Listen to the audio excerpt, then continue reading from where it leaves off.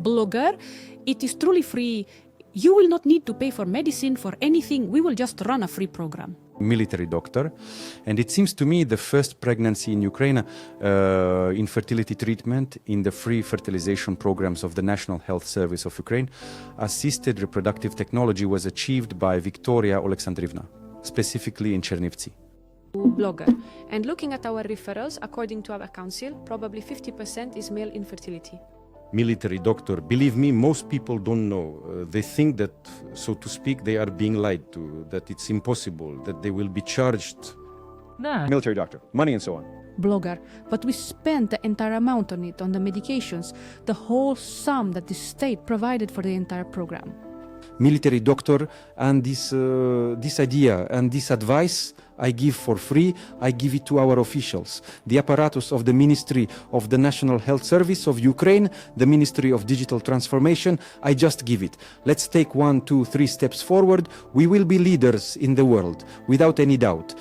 Blogger, and we will do it. They will hear us because we are active. We make videos, we tell, we show, we publish. But we have to do it because who, if not us, has to convey this information? Hello to all our dear viewers. Today we have a podcast on a very cool topic. We will talk about what we have done over the year, what Ukraine has done over the year. And first of all, I want to thank Yuzko Studio for giving us the opportunity to cover various topics, for allowing us to bring these topics to you. Remember that all podcasts are truthful, honest, and we speak openly on all topics. And today we have our esteemed guest, Professor Yuzko Oleksandr Mikhailovich, who will tell you information that no one else will share yet. This is firsthand. Oleksandr Mikhailovich, let's talk about what has been done over the year. DRT, NSZU. Military doctor, thank you, Viktoriia, thank you. Thank you, dear listeners and viewers, for being with us. And so a year has flown by. A year, we just looked. Our first conversation was almost a year ago. And what has been done during this time? Wow, a lot. But how many programs have we done? What is the result? Let's recall a bit of history. The Arteconezu program started in the year 24. In January, February, contracts were being signed, clinics were not yet operational, and the first programs, the first stimulations were in March, right? Yes. Military doctor, your first patient was? Blogger, we started in March. In February, we all went to Kyiv to be told what to do, DRT, NSZU. This is new for us, for our country, for doctors, and in March we started. March, April were the first punctures. Military doctor, and it seems to me that the first pregnancy in Ukraine, infertility treatment in the free fertilization programs of the National Health Service of Ukraine, DMT, was achieved by Viktoriia Oleksandrivna specifically in Chernivtsi at the Collective Health Institution Medical Center for Infertility Treatment. This is already history. We are proud of this. Yes. Military doctor. The first patient is from the Kamianets-Podilskyi community in the Chernivtsi region. And it's a successful pregnancy and successful delivery. So in March, they started.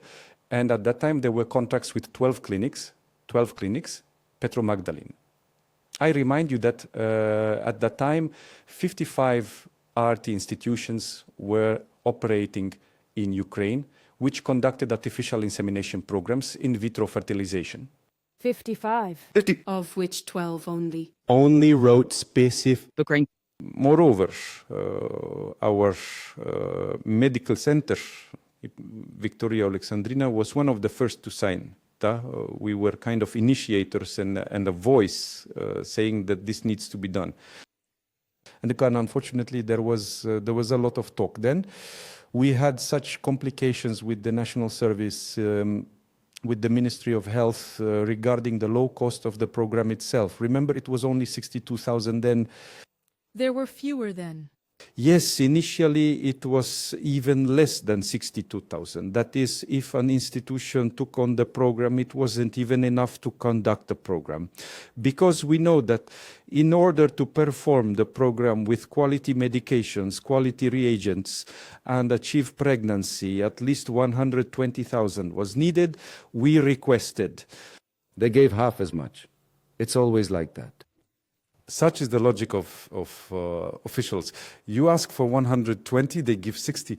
But when the program stalled in May, June, stalled because the minister promised we will do 12,000 cycles in a year. Please think about it. 12,000 cycles, and we will give birth to about 4,000 children. This is 4,000 children per year across Ukraine after ART. Yes, they should, yes. They should be, right? Then Viktor Kirillovich, Minister Lyashko, yes, and we hoped. But in May, June, the Ministry of Finance noticed that there were few cycles and little money used, for which we are very grateful to them. And the Ministry of Finance initiated a meeting. Why so few free cycles were done in the fertilization program and why so little money was used. They were concerned about the money. A huge amount of money was allocated. Imagine for 12,000 cycles, multiply each cycle by $1,500 to $2,000 and you will have the sum. And then conceives, the National Health Service of Ukraine listened, and from the 1st of September, they increased the amount to 92,000. And this was a breakthrough, as it allowed for the purchase of higher quality medications, HBG reagents, no? And the program started. And and then another 6 clinics joined, making it 12. And by the end of last year, 2024, 18 clinics were working in the NSU RT program. Out of a large number, how many clinics? 55. 18. It's a little more, but not everyone joined anyway. And according to the data from the NSU website, as of November 27th, 2024, 1,388 women applied for the free program for in Ukraine. Across Ukraine, 572 women became pregnant. This is 41.2%. Across Ukraine. In Ukraine. Please address the viewers and say this amount again. It is very important. Percentage. And as of November 27th, 2024, 1,388 women applied. I know that some women had freezing done, and they later returned for their embryos. There was thawing, there were transfers. Therefore, if we talk about the number of procedures, there were more. 1,388 women applied, and 2,000-something 600 procedures were done. Yes, yes. That's understandable. After all, women returned and returned. But the single system registered, for example, their Ivanova. And she went through all the procedures already as, let's say, a Hutsul girl. Yes, yes, And 570 pregnancies were achieved, including your pregnancy, which was the first in Ukraine in this NHSU program. That's 41.2%. Well, then, a good indicator? The indicator is good. Yes, the indicator is good. And I want to note that Ukraine is one of the leading countries in Europe for IVF in this aspect, without any doubt. Because there are indicators in Europe that say 28% is a lot, 35% is a lot. So if we provided such an indicator, it was a state experience. Note that at the beginning we did not use all the medications. And the first pregnancy that occurred in Ukraine also did not involve the use of a super large number of medications, because we did not have the funds, so we have a good indicator. Very, very good, very good. However, of course, not all pregnancies will reach childbirth. A third will reach childbirth, maybe a fourth, maybe half. These are global standards because nature selects, and losses have always been, are, and I won't reveal anything new in this. But I want to say that we will receive the report on the number of births only in a year because patients were still entering programs in November. They just got pregnant and were entering in December. And we received the birth results only after a year. So right now we are getting data for the year 23, and in the year 26 we will receive data for the year 24. Always 2 years late. This will be the topic of the podcast. We definitely need to talk about childbirth. We are now talking about the results, but about childbirth, definitely. And I want to say that this first pregnancy, which was achieved in Chernivtsi, and the first birth on January 17th, 2025. Yes, 17th. It's a boy. Yes. We congratulate the first patient in history who entered the NHS URT program. I will tell you a bit more about this step, but this patient, as I recall, I had an on-site consultation in the city of Kamianets-Podilskyi, and we met for the first time during the appointment, and then we started the ART NHSU program. And I say, let's try. You will be the first. We are just starting. It is truly free. You won't need to pay for the medication, for anything. We will just conduct a free program. And she says, well, let's try. And we provided stimulation.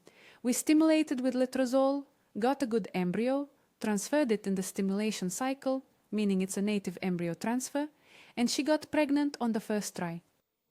Can you imagine how great that is? And on the 17th of January, she wrote to me saying, hooray, hooray, we were born. And for me, it's such a joy that we launched the programs, that the first child was born in Ukraine. I was just at a consultation, and they came to me with this boy. And this mother cried with happiness because she couldn't believe how lucky she was, that it was so easy just like that. So I am also proud of us, our team, our programs, that this opportunity was really great. God's will be done. God's will be done. After all, for those who understand medications, letrozole is an indirect action stimulator. This for reproduction, it was not invented. But considering how low the cost of the program was, then it was a miracle. The effectiveness was very low, but the patient was lucky.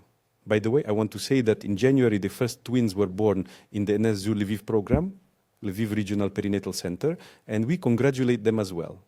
So, the process started, thank God. It came. Yes, of course, not 12,000 women in the program, and not 4,000 as the minister promised. But the process has started. We need to think, analyze, why so little? Thoughts exist. They need to be conveyed, and with joint efforts, move forward. If you listen across our whole country, the number of women who got pregnant is very small. Because if we continue to get pregnant so slowly and in such small numbers, these are discouraging indicators for our country. 1,388 women for 18 clinics. That's an average of 80 cycles per clinic, approximately, yes. In a year? Yes, 80 per year. While all ART clinics can easily perform 10 times more, 800,000 easily, without changing anything, without additional costs, without taking anything from the state, only money for the program itself. You imagine, and then we will fulfill the task set by the minister. Yes. Not 1,388, but 14,000 programs we will do. What is needed for this? In my opinion, the first thing needed is nationwide advertising of free assisted reproductive technology programs. Nationwide. We should be talking about this on all channels. Women's consultations. Women's consultations everywhere. Radio, television, it should be everywhere. That we have this in our country. And this should be, well, such a nationwide campaign. Because who is advertising now? You are advertising. The center that is interested in having government programs. Who sees this? A narrow circle. Yes. People who will come anyway. They know the program has started, but believe me, most people don't know. They think that, so to speak, they are being lied to, that it's impossible, that they will be charged money, yeah, and so on. The program is free, not a single penny is taken from anyone. Yes. This is the first thing that needs to be done. I will ask a question. You know, when we showed in DRT and SCU, made clips, posted them on TikTok, and there are comments from people saying that the program is free. And of course, we are talking about us now, about Chernivtsi. The program includes medication, stimulation, puncture, collection, freezing of embryos, embryo transfer. We conduct this in the city of Chernivtsi truly for free. But you can read various comments there on TikTok. People write differently, and some say that not everything is really as they say. What do you say to that? And there's nothing strange about it. Well, for example, the state funds childbirth. Yes. Childbirth. But around childbirth, buying something for the newborn, well, more than the state provides. The patient might have some accompanying pathology, some additional examination not covered by the program. It's exactly the same here. After all, the council can examine the patient and say, yeah, she has some kind of heart disease. She cannot be included in the program. She goes for additional examination. If she is lucky, she will go for additional examination within the framework of the National Health Service of Ukraine, or possibly at her own expense. Well, life is multifaceted. The patient may develop some complications not covered by the program, and she will spend money on herself. That's clear, but in general, the program should provide for free. Free, and it is 99.9 free. If there is 0.1 of these couple of programmatic Additional. well, that too should be approached with understanding. Yes. That's life. But patients also need to understand that this is a powerful, very strong program. And if they go to the clinic should explain to them, provide, truly tell them that this is how it is. And also explain all the risks. This is also mandatory. Medicine, it is complex. The human body is extremely complex. And we want to achieve pregnancy, but pregnancy is an additional burden that reveals everything that is wrong in the body. And of course, ideally and smoothly, without, well, it just can't be. So let's get back. Why so little? Yes, why so little? Why so few cycles? We highlighted the first problem, advertising. Few people know. Yes, few people. Well, it needs to be advertised. Moreover, I would extend this to Poland and Romania. After all, there are many women there. Ukrainian women. Who can also use the state program. And to the fields, to Polish. So Viktoriia Oleksandrivna speaks Romanian. Rivne and Lviv regions, advertise to Poland, let them take advantage, come. They can come for a free program. Yes, some may give birth there, but some will return to Ukraine for childbirth. They will be Ukrainians. So, total advertising. It should be nationwide advertising everywhere. That's the first thing. The second is direction. So, Viktoriia Oleksandrivna, our medical director, Natalia Demchenko, recently said 77 patients are currently in the program, I think. Yes, from the new year. From the new year. This is a good indicator from the new year, the 25th. Today we are recording a podcast. What is today? April? Yes, April. And we have already accomplished almost everything we did last year. Yes. This is just in 2 months, and but with a referral from the doctors, from the institution, from the diagnostic center, we should have 4 patients. This, Dr. Koba, that's it. Imagine, for 80 women, there are 4 referrals.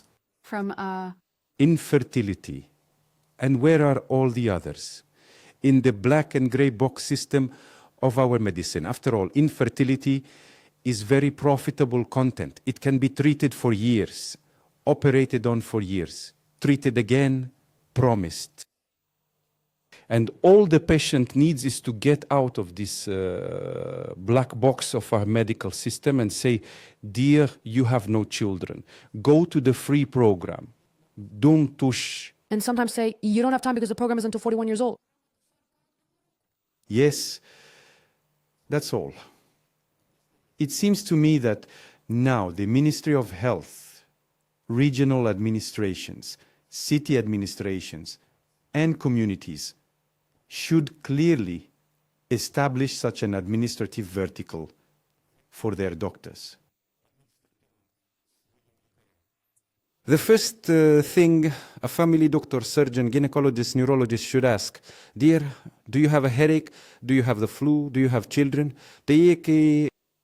Yes. She will say, oh no, I've been getting treatment for 5 years. Immediately to the institution that deals with diathesis program. Not to gynecology, not to the women's consultation. There's nothing for them to do there when the state has allocated such funds and there are no patients. And they need... Not used. And they are not being used. Therefore, this vertical needs to be built, the vertical of directing patients. Every general director, medical director must enforce it. And the 5-minute meeting should start with, how many patients have you referred?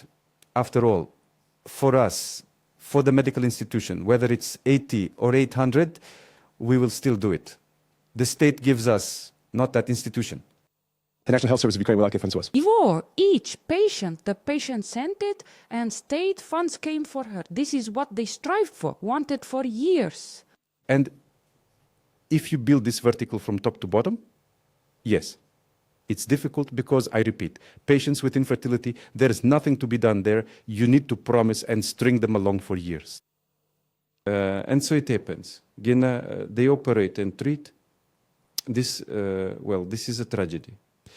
Out of 77 patients, only 4 received a referral from a doctor. That's it. And I think it's like this in all regions. It's not just with us, it's consistent. The patient found out on their own and came on their own, but for a doctor to refer them, that almost never happens.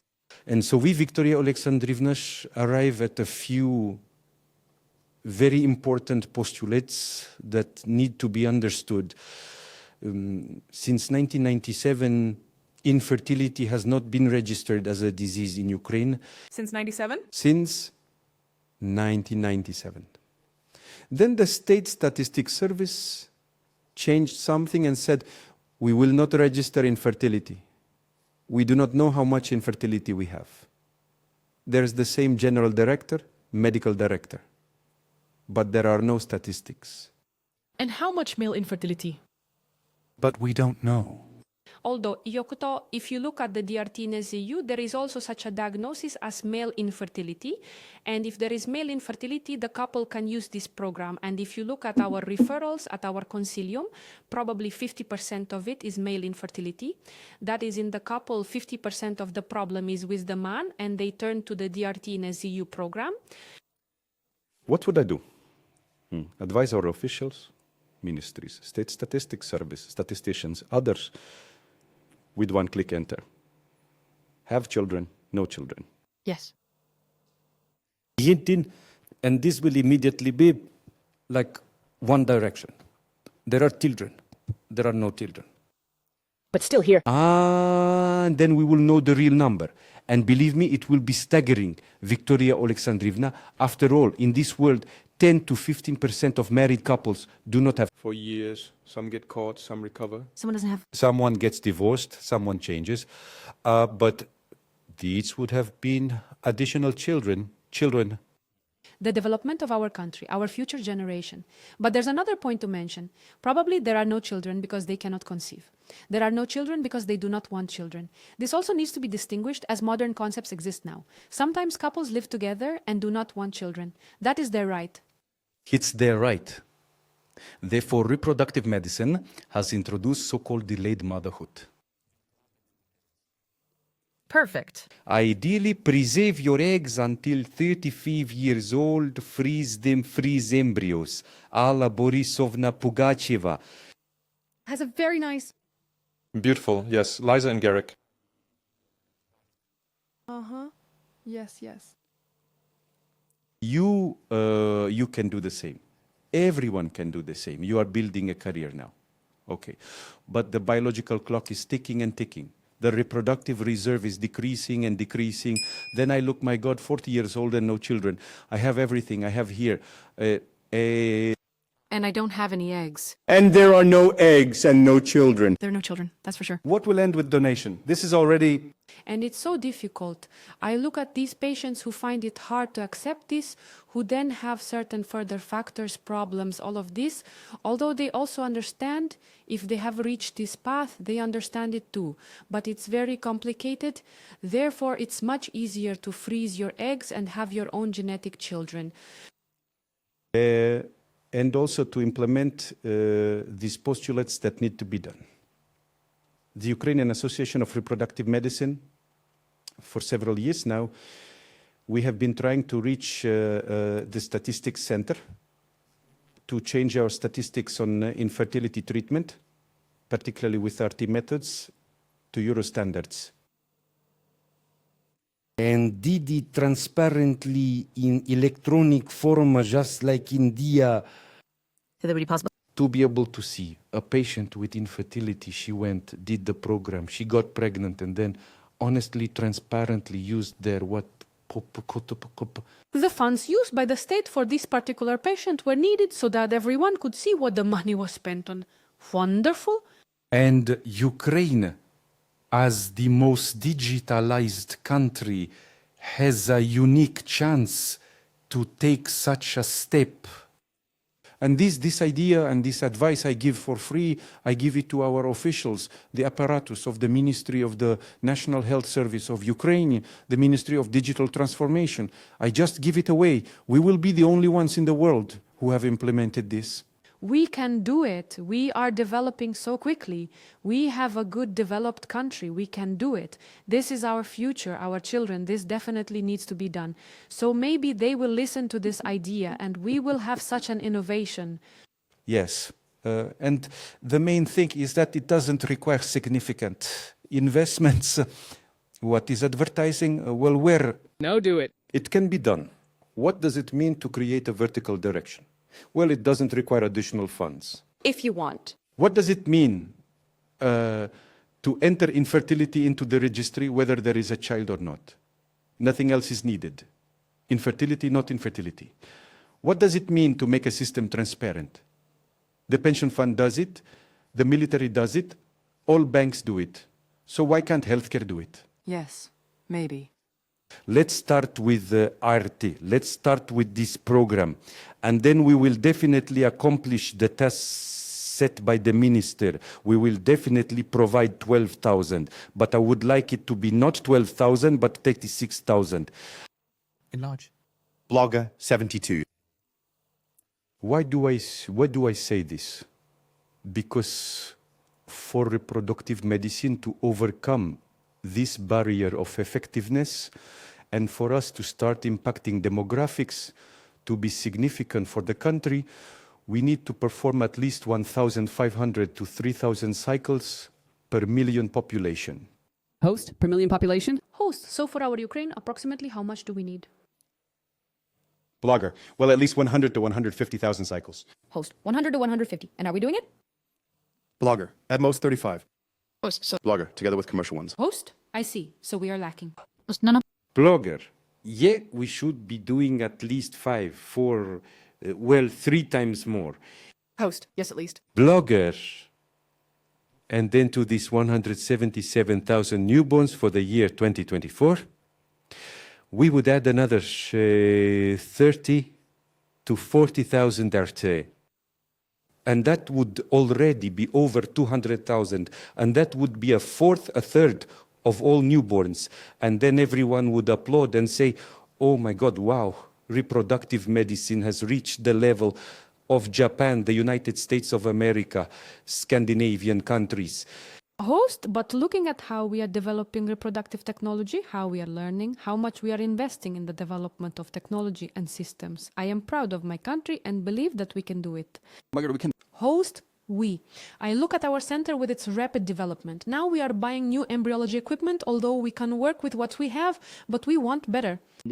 Host, better, a better indicator. I'll share my experience. I switched to doing embryo transfer in a new way with a vaginal probe. Perhaps it's a coincidence, but out of all the embryo transfers that were recently conducted with a vaginal probe, a large number, I will provide statistics, of course, in a month. I have only 3 negative and about 10 positive, and even those that were previously negative are now positive. Yesterday, a patient wrote from Odessa saying, I have goosebumps, positive result. She came from Odessa for art under the NHSU. Last year, she did the program and froze embryos. In January, the first embryo transfer was negative, but now the result is positive. Blogger, easily. Blogger, what is... Blogger, transfer under ultrasound control? Blogger, easily. Host, and another patient came from Odessa. She didn't pay anything. She is truly without money. Before that, yes, and those medications that she bought and took there, because everything else, everything we have is absolutely free, funded by the state. Blogger. So, we are talking about things that can be easily done by the state.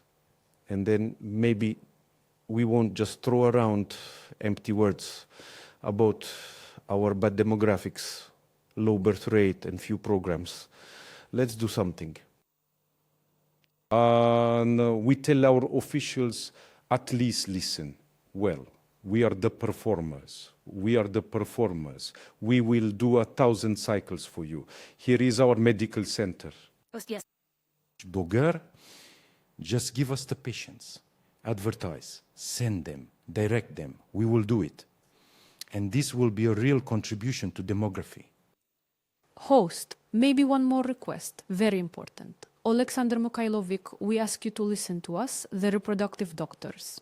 From the new year, there was a price increase. From the new year, the tax increased. From the new year, medical companies raised the prices of medications.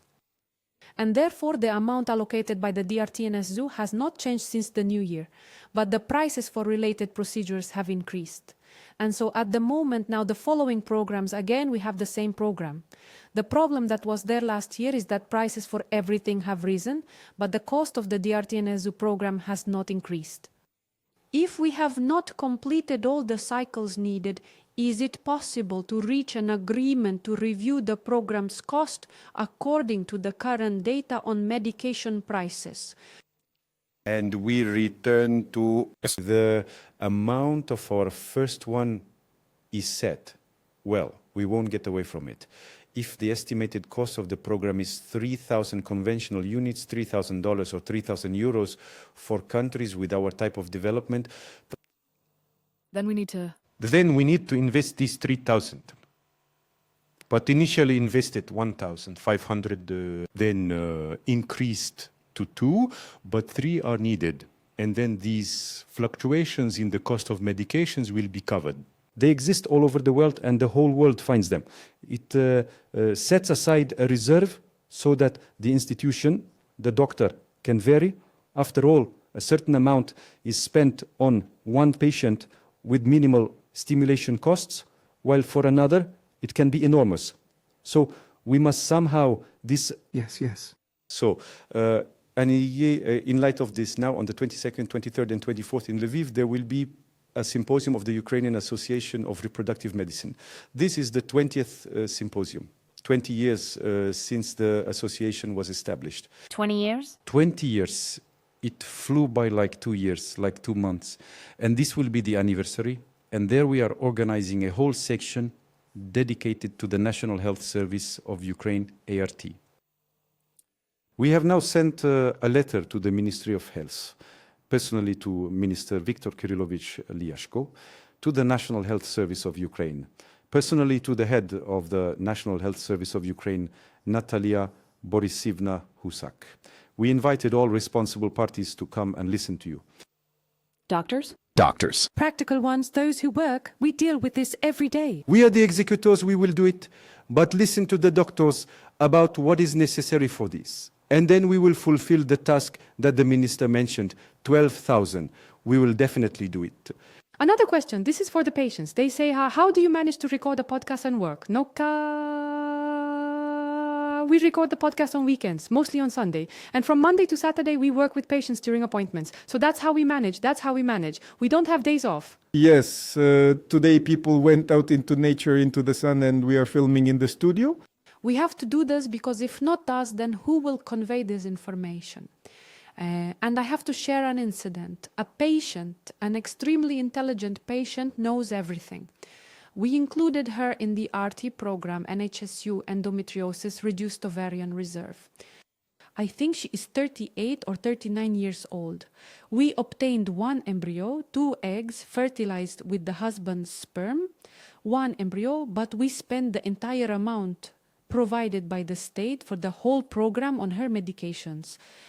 That is, this is also called a free program from the medical center, because the funds provided by the state were spent on medications and everything else, fertilization, embryological support, freezing, everything, we spent from our own medical center. You didn't take money from the patient. We did not take it because we do not take money from patients.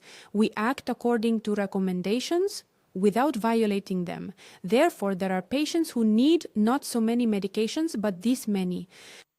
And what to do in this case if we used all the funds only on medications? Besides medications, the program still needs to be carried out. Everything needs to be done. So we, the medical center, decided to do this ourselves. And there are such patients. Bohdan Butkevich, and this was, is, and will be. And this is good because it's not about making crazy. But the yes. Bogdan Butkevich. It's about fulfilling the task that is before us. For us, the doctors, the task is one, to achieve pregnancy and ensure childbirth. Vladislav Prokopchuk, yes, but the issue is not even about the money.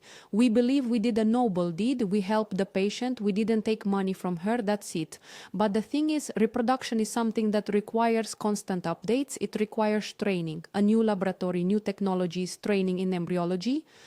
And you need to get huge amounts of money from somewhere. Because if you go and see how much a new incubator or something else costs, it's millions, 2 million hryvnias, 3 million hryvnias, 5 million hryvnias to equip an embryological box at a minimum. So this money needs to be obtained from somewhere. And if all the money goes only to medications, we won't have the opportunity to develop. Therefore, I asked the reproductive doctors for UARM to assist and review the amount provided per patient. Bohdan Butkevich, we invite the Ministry of Health, the National Health Service of Ukraine, to come to send representatives. Bohdan Butkevich, to talk. We are organizing a separate section.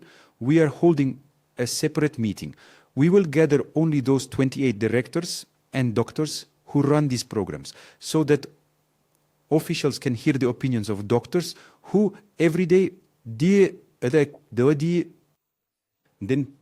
then a compromise was found. I would really like the Ministry of Finance to come as well. We are inviting them too, because yes, we are inviting them as well, because last time it was the Ministry of Finance that helped to increase the amount. And now we will send them an invitation again. Let them come and say, good people, the money is there. Why aren't you working? What's the problem? Are you not working? Do you want to work? Bohdan Butkevich, where is the advertising? Well, spend a little money. Where is the direction? Well, where is the electronic registry? Well, make this electronic. Well, these are things that are absolutely real, and they will make it possible to achieve those 12,000 that the minister wants and to have 4,000 children. Plus another 24,000 commercial programs. Don't forget, Ukraine is making Bohdan Butkevich, and there will be 12,000 newborns, and 12,000 is already 1/10 of... Vladislav Prokopchuk, generation growing as it should be. Bohdan Butkevich. It's necessary. It's just necessary to work, because in this field there are more talks and more offenses, and someone thinks there that the association wants to claim some kind of primacy. We do not want that. We want to work honestly, to provide more pregnancies and more newborns. That's all. We are doctors. We're not officials. Vladislav Prokopchuk, and we want the same. We want, if it's necessary to involve comments from patients who have gone through this program, then I think there will be no problem. The only thing is that patients... Bogdan Butkevich, so that they contact the Ministry of Finance. Yes. Bogdan Butkevich, why are the funds allocated for the NHSU and DRD programs not being used? Vladislav Prokopchuk, yes. Serhiy Sukhomlin. And the Ministry of Finance will be the mouthpiece. It will again say, the National Health Service of Ukraine and the Ministry of Health, why aren't you using it? This is an effective mechanism. Tetiana Olkovska, and there are patients, there are groups who want to support this, who support each other, who need this, so it's very important. And this patient who was born in Kamianets-Podilskyi on January 17th, she of course warned, she says, I am very worried that I am the first patient in the country. And if I am interviewed and everything, I don't want to give it because I really don't want to spread this information to everyone. But for her, it was very exciting that she was the first, this is history, in Ukraine to become pregnant and give birth to a child. Serhiy Sukhomlin. Yes, it's like the first Katyusha. She allows her last name, that is Katyusha from Kharkiv. It was the year 1991, the first after fertilization in Ukraine. And she also doesn't want to be public. Her mother was more public, but Katya herself did not want to. Although we met with her and she spoke at our Ukrainian Association symposiums when she was 25 years old, 20 years, perhaps this patient will eventually understand that she is, well, a pastor, a guide. Serhiy Sukhomlin, in Ukraine, yes. And by her example, other women will say, she could do it, I can too. This needs to be highlighted. It needs to be promoted. It's a kind of advertisement, but it's the right of every patient. Some want it, some don't. Tetiana Olkovska. Yes. So yes, it is very important if everyone at least says, even now, if you watch our podcast and you are involved with this IRT, NHSU, write us a comment, support us, write your story so that people understand that this really exists. What is it? Not everyone is used to the fact that you can get a program for free in Ukraine. Even some doctors say, this is unreal. How is this possible in Ukraine? It is possible. Times are changing, rules are changing, our lives are changing. And today it is possible. Can you hear us? Please write it down, support us, support the reproductive specialists. UIRM, give others a chance to use this. Perhaps your word will be the most important for them. Serhiy Sukhomlin, you see, you are prompting our officials, the Ministry of Health. They should issue a directive. The Ministry of Health, departments, health management, everywhere should issue a directive, just issue a directive. Send all patients to the NHSU program, RT for free. Moreover, if previously they didn't want to refer, they say, well, why should we send them there to the medical center? They make money on this. They are not making money now. They are using the money provided by the state, barely fitting into that amount. And they provide pregnancies, and they provide newborns. The time has passed when it was necessary to say, oh, because they are making money, we won't refer them. That's it. We need to change the paradigm, turn this page, forget all that was left there. Now everything is so transparent, light and bright. But the directive from the Ministry of Health must be strict, send everyone to the programs. And then... Tetiana Olkovska, yes, it's necessary for them to review this. And of course, some people still have this issue. They don't understand that they need a program. There's also such an option that exists. Patients with infertility in the black box system. They form them. They are delaying time. I want to share an incident. I just can't help but share. Yesterday, there was a patient. I was in the city of Kolomia. She came to the appointment. She hasn't had menstruation, has been taking a medication like Femoston, 210 for a year, and she wants to get pregnant. That is, she is in the climacteric period. They did not inform her, did not tell her, did not say for what purpose she should take Femoston 210, why she does not have menstruation. And she is 45 years old, they are directing her to the program. And I have a question for the doctors who do not inform, did not explain. They see how delayed. This should not be allowed to reach such a state. If you see that the patient has a reduced ovarian reserve and she is approaching 41, then you need to inform her and say, do not delay, you do not have time, later it will be too late. And this is the problem of the black box of patients with infertility. Yeah, this expression, Pandora's black box. yes, I have been living with it for 30 years. And I talk about it to students, more interns, doctors, everyone. And my love for this black box was instilled by Professor Zek, Austria. In 1996, I was on an internship in Bregenz, Austria with Professor Zek. And he said this, it was 30 years ago. They had this problem. And how did they overcome it? Through insurance medicine and a unified registry of patients with infertility and ART programs. That's it. Europe has emerged. Yes, not everything is smooth for them, but they have managed to pull some patients out of this black box. No shit. So you say this patient, I'm sure she was there for 10 years in that depth. Somewhere they treated her, gave her that Femoston, when someone should have said, well, consult not just a gynecologist, not just a family doctor, but go to a reproduction clinic to someone who specializes. And I felt so sorry yesterday to give her this information from me for the first time. Yeah, because she was shocked, just shocked. She has been taking Femoston for 2 years, meaning she hasn't had menstruation for a year, and she was shocked to hear from me that she has no eggs. I very delicately said, of course, let's do hormone tests, let's do further examinations, that's all. But I just understand, I am shocked myself. How can it be brought to such a point? And unfortunately, she is not the only one. There are many such patients. Of course, but they exist all over the world. Each country seeks its own path. And the proposals we have just discussed are realistic for our country because we are a unique country, a country that is developing very rapidly. The war will end. Unfortunately, today there is such a tragedy in Sumy. A mass of people simply perished there. These barbarians continue to terrorize our country with this war. But we hope we will win. All this will end without any doubt. 100%. 100% it will be.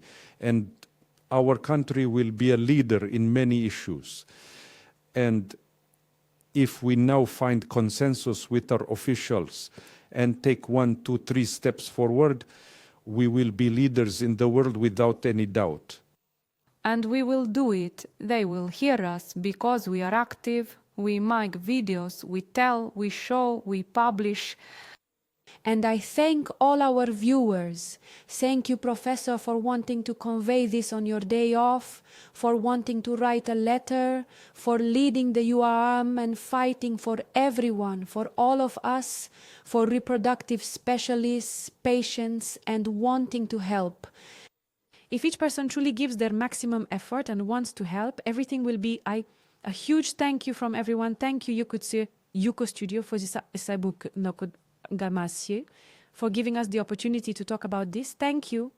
And to our patients, we wish for a desired pregnancy as soon as possible and to have more children quickly in order for Ukraine to be replenished and for our demographics to rise.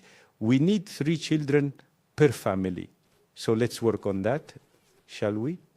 And everything will be fine, and there will be prosperity in Ukraine. So Catching up. Thank you. Thank you. See you. See you.